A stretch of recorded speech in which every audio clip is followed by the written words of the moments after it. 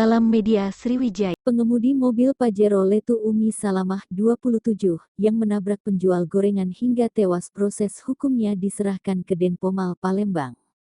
Hal tersebut diungkapkan Kanit Gakum Satlantas Polrestabes Palembang Ibtu Arsikakum saat ditemui di halaman Polrestabes Palembang, Kamis, tanggal 17 November tahun 2022.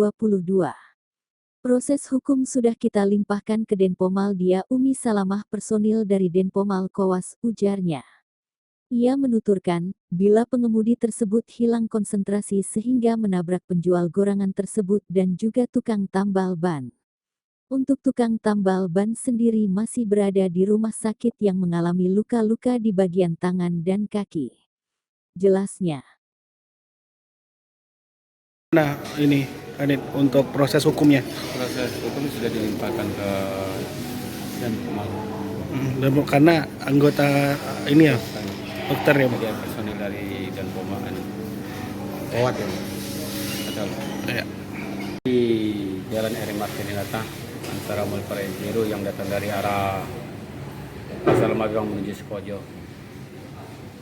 Setiba di sekitaran TKP atau depan kantor lurah, dia menghindarkan sepeda motor yang di depannya ke arah kiri, tertabrak gorengan dan tampal ban.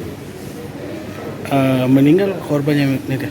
Ya, meninggal di tempat kejadian yang ibu yang jual gorengan. Penyebabnya apa? Iya. Mobil itu bisa nabrak.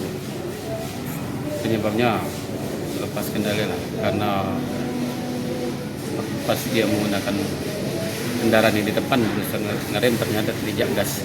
Oh, berusaha untuk menghindari kendaraan di depan. Iya. Bukan untuk nyalip atau gimana? Tidak, dia menggunakan penyebab di depan. Oh, waktu itu kondisi pengendara mobil ngantuk atau enggak? Tidak, dengan kondisi sadar. Oh, kurang konsentrasi aja ya.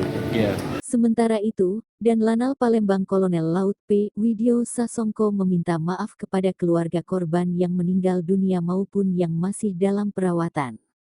Untuk penanganan berkas perkara pihaknya akan berkoordinasi dengan Satlantas Polrestabes Palembang.